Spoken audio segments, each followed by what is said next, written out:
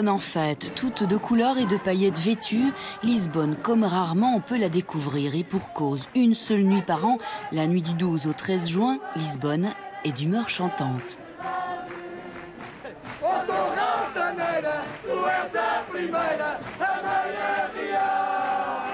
Elle se donnerait même un petit air de Rio de Janeiro.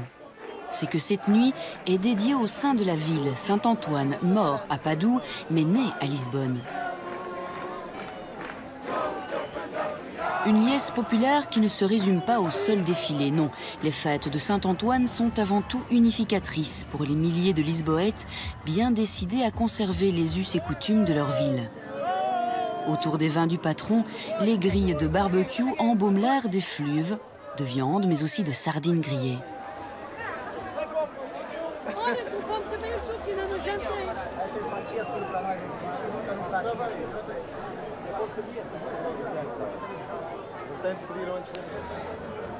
Alors nous sommes au cœur du quartier de Alfama, le quartier le plus ancien de la ville de Lisbonne. On est la nuit du 12 juin, donc le 13 juin c'est la fête de Saint-Antoine, la fête locale. Et les gens font la fête dans la rue, nous sommes devant l'église de Saint-Michel. Et les gens mangent la sardine, la morue, un peu les plats traditionnels. On boit beaucoup de vin et la bière surtout. Et puis on fait la fête entre amis, avec la famille. Et on est comme ça, comme vous voyez. Et cette fête existe depuis quand ? Saint-Antoine, il est né au XIIIe siècle. Donc ça fait quand même quelques années que les fêtes existent depuis la mémoire de la ville de Lisbonne. Donc le quartier médiéval qui existe toujours, c'est là qu'on fait la fête depuis toujours.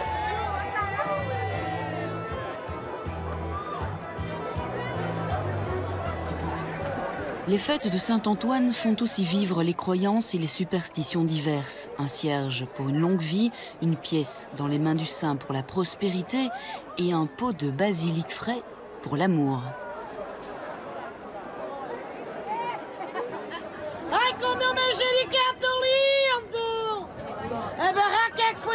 Mon basilic est si beau. Il n'est pas cher, mais ma baraque, elle, a coûté cher. Il n'y a pas d'acheteurs, mais il y a des vendeurs. On y va, c'est pour le loto, 3 €. Parce qu'on est béni par Saint-Antoine. C'est la baraque de Saint-Antoine. Vous ne voulez pas un basilic pour vous marier? Sans ça, vous ne vous marierez pas. Moi, je suis déjà mariée. C'est pour mon divorce, alors. Alors tuez-le et vous vous remarierez.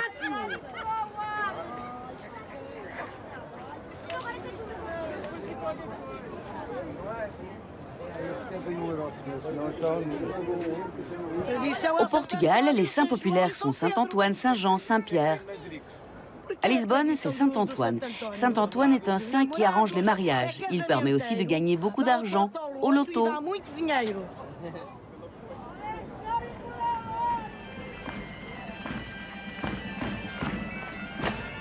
La nuit ne s'achèvera qu'après une lutte acharnée entre les quartiers pour ravir le titre du plus beau char et de la plus belle parade. Cette année encore, le vieux quartier d'Alfama sera vainqueur.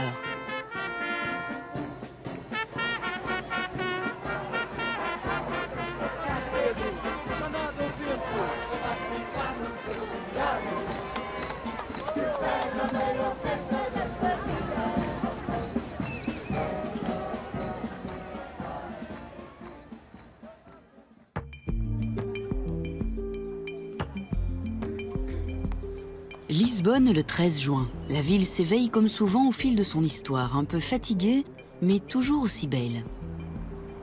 Flanquée sur la rive droite de l'estuaire du Tage, à 17 km de l'Atlantique, la capitale du Portugal compte 550 000 habitants et un excellent moyen de la découvrir, le tram.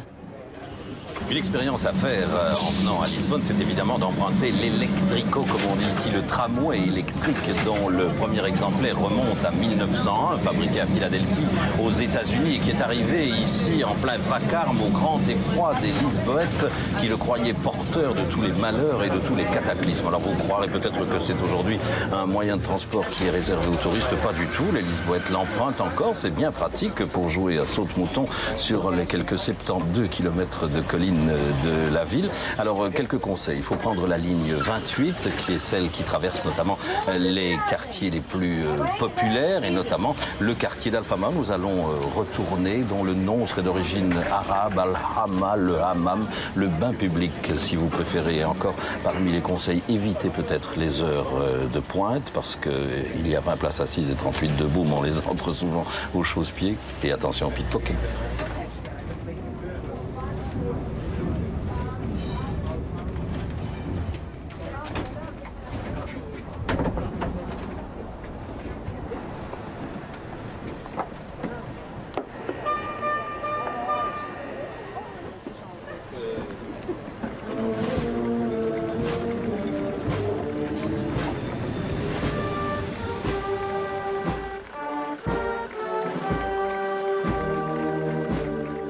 Le 13 juin, c'est aussi jour de procession en l'honneur de Saint-Antoine dans le vieux quartier d'Al-Fama.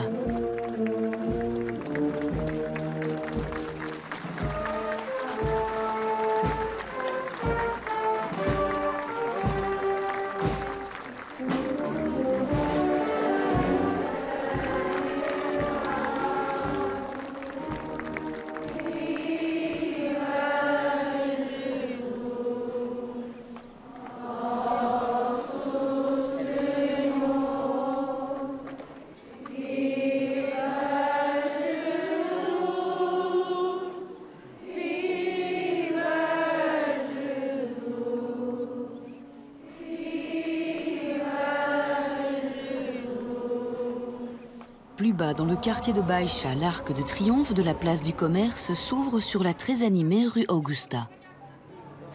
C'est là que nous avons rendez-vous avec Vitor Sobral, chef très réputé sur la scène gastronomique lisboète. Vitor connaît bien ce quartier et ses petites boutiques. Son restaurant est en effet à 2 pas d'ici.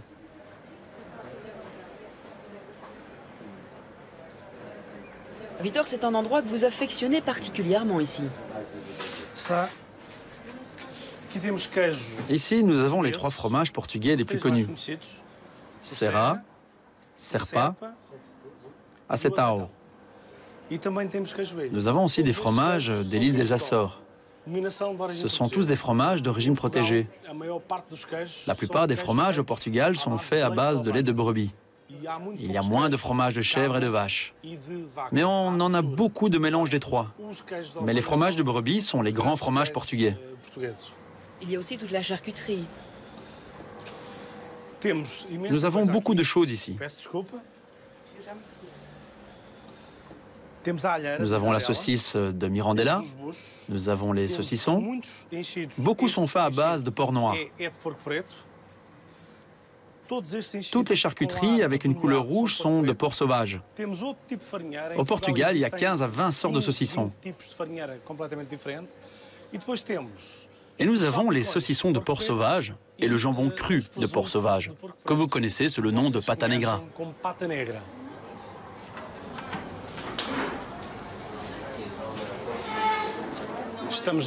Nous sommes dans la Confeitaria Nacional, probablement une des pâtisseries les plus anciennes de Lisbonne. Peut-être même la plus ancienne et où on fait encore toutes les recettes d'une façon traditionnelle. Tout est fait à la main, ce sont des œufs frais, sucre, tous les ingrédients sont naturels.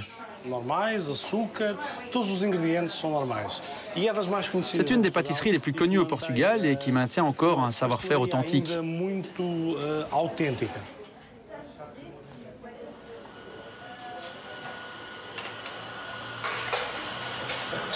Vitor, c'est important le café au Portugal?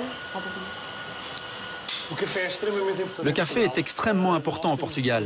Nous avons une habitude de consommation très grande et le plus grand centre de torréfaction au Portugal se trouve à Campa Maior. Et c'est la marque Delta. Les Portugais adorent le café.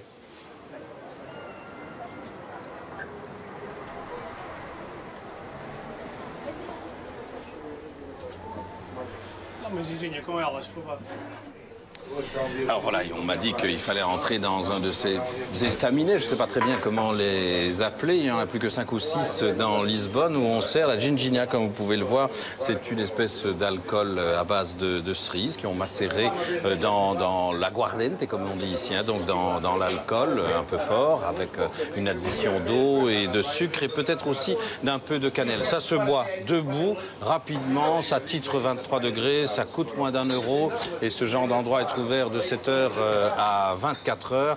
Et pour les Lisboètes d'abord et seulement pour les touristes ensuite, mais je vais quand même me sacrifier à la tradition. On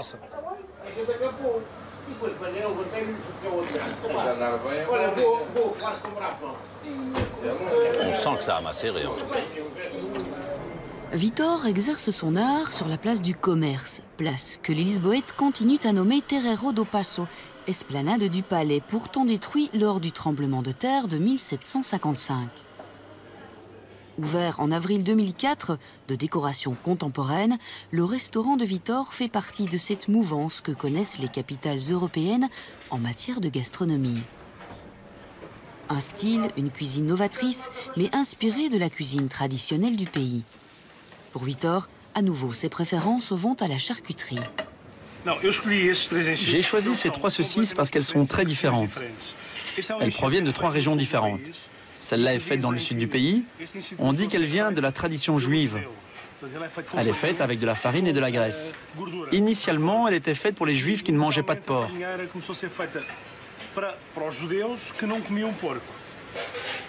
Ceci est un saucisson de porc ibérique, du sud du pays, l'Alentejo. Et ça, c'est une saucisse de sang, de guarda. Une des grandes richesses au Portugal est justement la charcuterie, parce que chaque région a sa charcuterie.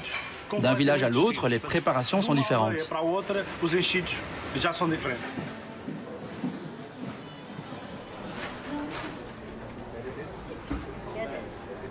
Au restaurant contemporain de Vitor fait face, de l'autre côté de la place du Commerce, un restaurant presque historique datant de 1782. Vitor nous y emmène, c'est le Martino da Arcada. Et donc tout ça, c'était la poste? C'est le central de poste de Lisbonne. Aujourd'hui, non. Hein? Ah ouais. Almoços, ça veut dire déjeuner, et cantar, c'est le repas du soir. Oui, c'est ça. Ce soir. Ouais. Voilà. C'est ici. Ah voilà, Martino da Arcada. Et voilà, attention à la marche.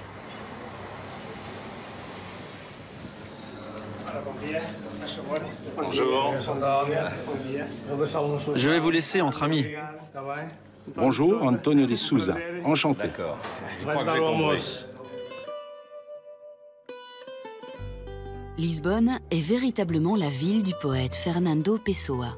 Les signes de son passage fleurissent dans nombre de lieux. Ici, au Martino da Arcada, il avait ses habitudes en sortant du bureau tout proche où il travaillait comme correspondant commercial. Aujourd'hui, les touristes sont nombreux à venir y prendre un café ou goûter à une cuisine traditionnelle.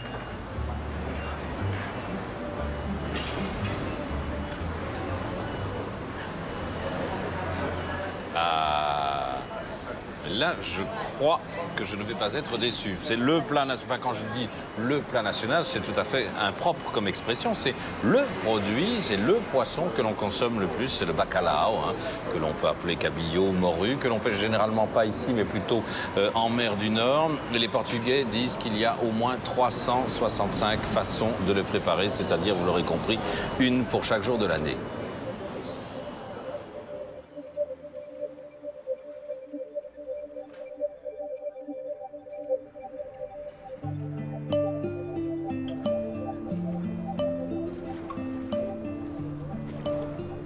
À l'ouest du centre-ville, le quartier de Belém et sa tour est inextricablement lié à l'âge d'or du Portugal. C'est ici que partirent les caravelles pour les découvertes. À leur bord, Henri le Navigateur ou Vasco de Gama. La tour de Belém a été utilisée au début du XVIe siècle comme forteresse de protection de l'embouchure du Tage. Lisbonne est devenue une ville assez riche, assez importante après les découvertes maritimes. Et donc il y avait un besoin de protection de la ville. La ville de Lisbonne se situe à quelques kilomètres de l'embouchure du Tage. Et la ville de Belém se situait entre la ville de Lisbonne et l'Atlantique. Donc il y avait un feu croisé avec une autre tour qui se trouvait de l'autre côté du Tage. Il y avait aussi un effet de surprise parce que la tour de Belém a pas mal de décorations. Donc les corsaires, les pirates, en arrivant à Lisbonne, en essayant d'arriver à Lisbonne, prenaient ce bâtiment plutôt pour un palais et pas exactement pour une forteresse.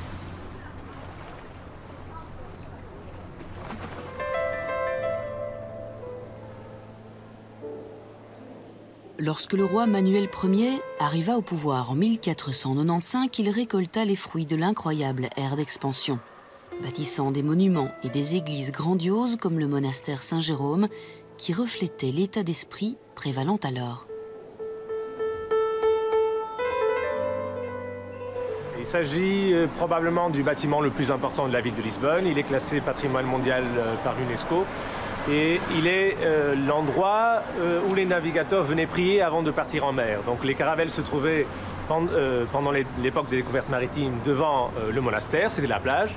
Et les navigateurs entraient, priaient, puis on partait en mer, bien sûr. Alors en termes de style, il s'agit du style du roi majestueux de l'époque, le roi Manuel. Il a même donné son nom au style. Et donc le style manuelin signifie la fin du gothique au Portugal et l'introduction des éléments de la Renaissance mélangés avec des éléments décoratifs des découvertes maritimes. Donc des bouées, tout ce qui est lié à la mer et aux découvertes, et aussi bien sûr les plantes et les animaux que les Portugais ont trouvés pendant les découvertes maritimes. Glorieux témoin de cet âge d'or, le monastère Saint-Jérôme fut bâti en 1501, peu de temps après le voyage historique de Vasco de Gama, qui repose ici. Le monastère fut financé par l'argent du poivre, ces taxes prélevées sur le commerce des épices. Nous sommes devant la pâtisserie des Pastéis de Belém. Il s'agit de la plus ancienne et la plus traditionnelle pâtisserie de Lisbonne, qui existe depuis 1838. C'est la recette traditionnelle des moines du monastère de Saint-Jérôme. Les Pastéis de Belém sont faites à base de crème fraîche. On va les goûter à l'intérieur peut-être? Très bien. Tout de suite.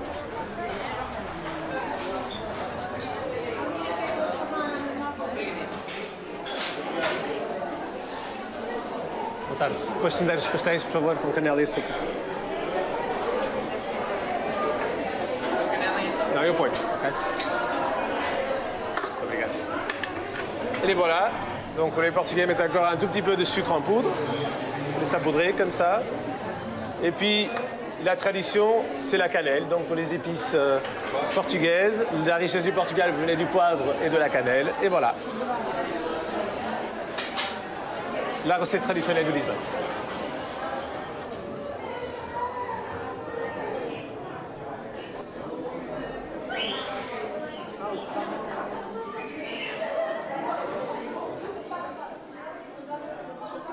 Réputée depuis 1837, cette pâtisserie ne compte plus ses visiteurs. Le dimanche, c'est la ruée dans ce dédale de la gourmandise. 30 000 pastéis y sont alors produits.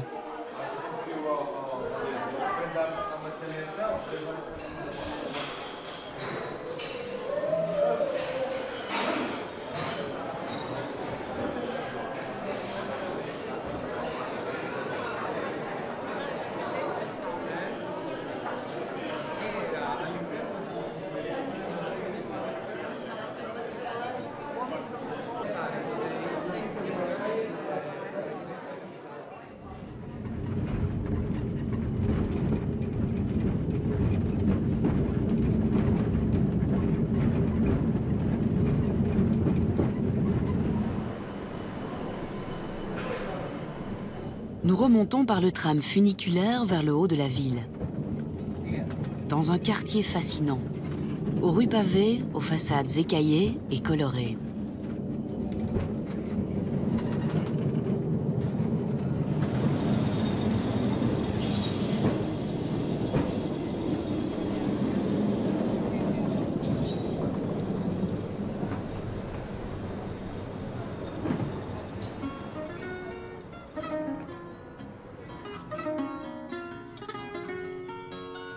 Aménagé au XVIe siècle pour de riches citoyens ayant quitté le quartier d'Alfama, le Bairro Alto se dégrade et s'encanaille quelque peu au XIXe siècle pour aujourd'hui renaître dans le calme.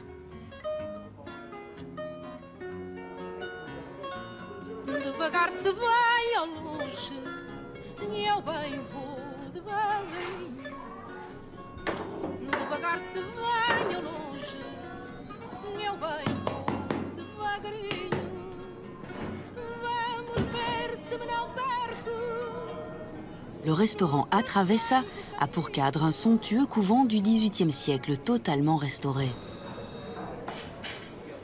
En cuisine, on revisite les classiques portugais à la mode belge. Car Viviane, la patronne, est en effet portugaise d'adoption, mais belge de naissance.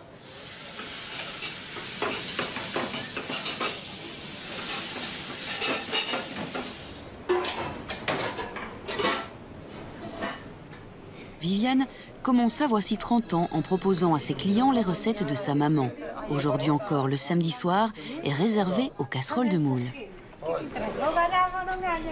Voilà, Guy, je vais vous présenter ici un plat typiquement de la région. C'est un jambonneau de porc noir qui vient de la région du sud, n'est-ce pas? C'est du porc noir, des porcs élevés dans l'Alentejo ou dans le sud de l'Espagne aussi. On va le partager, non? Eh bien oui, on va voir ça. Je vous présente ça. Merci. C'est pour moi tout seul? Et pour vous tout seul. Je ne vais pas manger tout seul. Il y a un os énorme. Ça doit être ça. Je vais m'asseoir près de vous.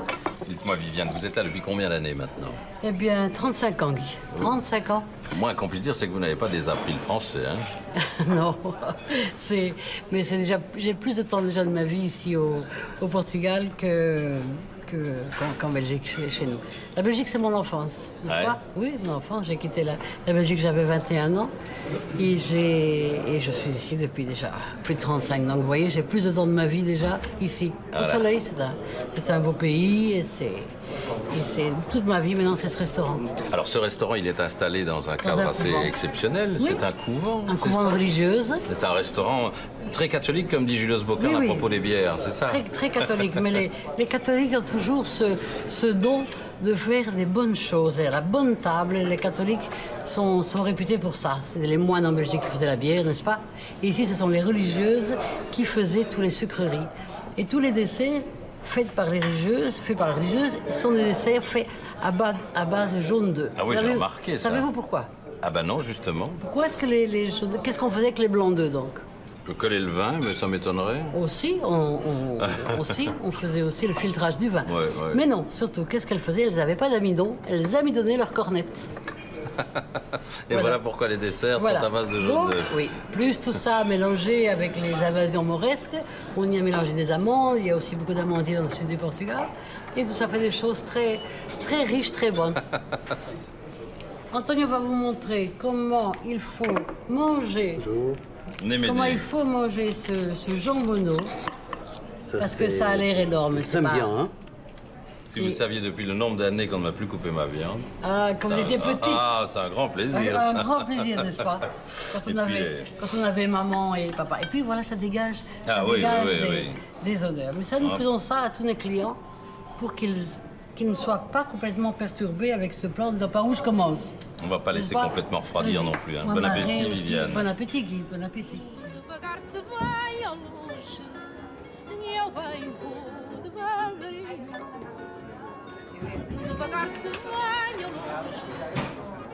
bem, devagarinho.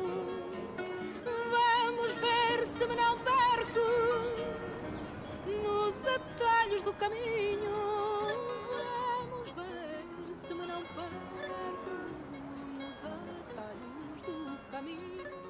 Tout près de la place du commerce, sur la gauche, en remontant la rue de Laura, se trouve l'ascenseur de Santa Justa, ainsi nommé parce que la rue transversale dans laquelle il a été construit s'appelle la Rua de Santa Justa. C'est l'une des curiosités de Lisbonne, écrivait il y a plus de 80 ans déjà le grand poète lisboète Fernando Pessoa. Alors ce véritable ascenseur qui a été édifié en 1902 pour relier la ville basse, Baixa, jusqu'à ce quartier du Chiado où se trouve entre autres le café Brasileira où nous nous retrouverons, est une des curiosités aujourd'hui encore de cette ville, témoin de l'âge du fer, comme on dit, mais tout à fait contemporain et que l'on a un peu abusivement attribué à Eiffel, même si, comme toutes les constructions de ce type, il en a été un des inspirateurs. Aujourd'hui, il rachète une dénivellation de plusieurs dizaines de mètres. Et croyez-moi, dans une rue qui ne cesse de monter et de descendre, de temps en temps, ça fait du bien de s'économiser. À 2 pas de la place dédiée au grand poète Camões, dans le quartier du Chiado, au café à Brasileira, Fernando Pessoa n'est jamais en mauvaise compagnie, la preuve. Il y a beaucoup d'endroits de Lisbonne où l'on retrouve la trace et quelquefois l'effigie de Fernando Pessoa, le grand poète, le grand écrivain lisboète avec lequel je me suis permis de venir partager un porto. Il aurait peut-être plutôt commandé un café ici à Brasileira, le meilleur café de Lisbonne, disait-on, avant-guerre, où il avait ses habitudes, lui qui est décédé en 1935 à l'âge de 47 ans. Il aimait la terrasse, il aimait ce décor intérieur, art déco, art nouveau aussi, lui qui est un des grands écrivains de ce pays, sous son nom et sous des noms d'emprunt ici et d'autres personnalités, mais tout était pour magnifier le Portugal et Lisbonne en particulier. Les Lisboètes lui auraient bien vu un prix Nobel. Il a fallu attendre 1998 pour qu'un autre écrivain d'ici l'obtienne enfin. Si Fernando Pessoa, comme beaucoup de Lisboètes, aimait tant le café, il faut savoir que le thé entretenait jadis avec Lisbonne d'étroites relations.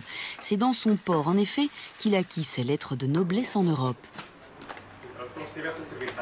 À l'époque des découvertes maritimes portugaises, le roi du Portugal, bien évidemment, va prendre l'habitude de prendre le thé, un produit qui arrivait en masse à Lisbonne. Et en fait, pour séparer les boîtes de thé qui étaient à transporter vers d'autres pays, à exporter, on marquait la lettre T sur les boîtes. Donc en arrivant dans n'importe quel pays européen, on parlait d'un produit nouveau qui s'appelait thé. Et donc c'est pour ça que dans toutes les langues européennes, on parle de thé. Et en Portugal, eux, on parle de chá. Donc là, l'origine du mot, et c'est toujours gardé dans la langue portugaise, le chai en Chine et aux Indes.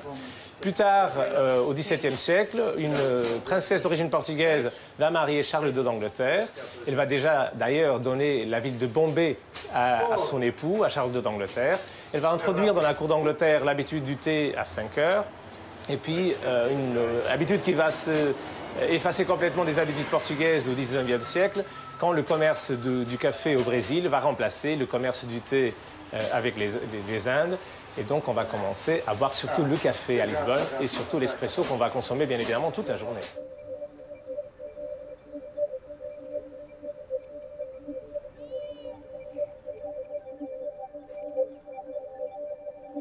Lisbonne hier, Lisbonne aujourd'hui.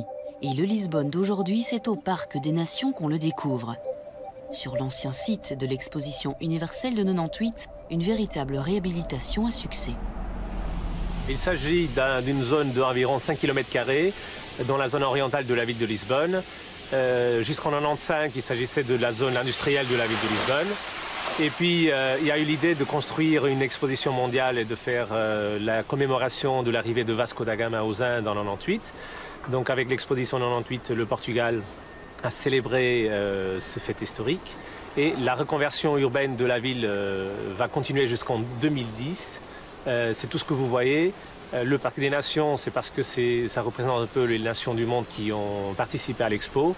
Et c'est aussi une zone de Lisbonne de reconversion et de réhabilitation où on va utiliser les nouvelles techniques. Et c'est devenu aussi le quartier le plus branché de la ville de Lisbonne.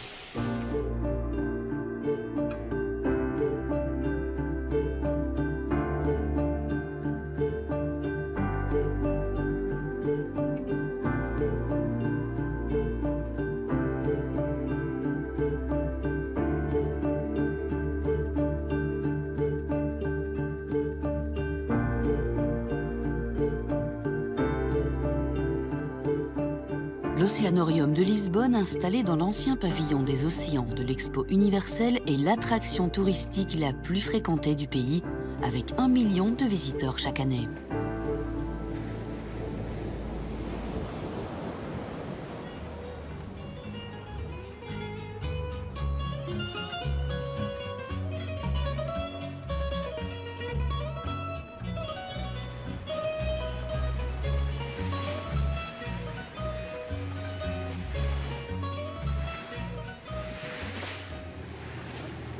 Dis-moi, mon âme, ma pauvre âme refroidie, que dirais-tu d'habiter Lisbonne?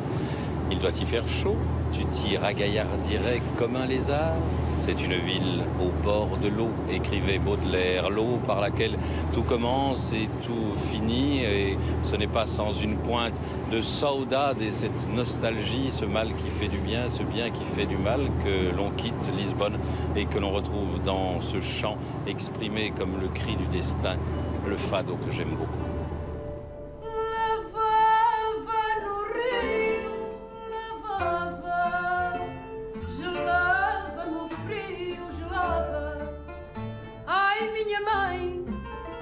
Minha mãe, que saudades desse bem.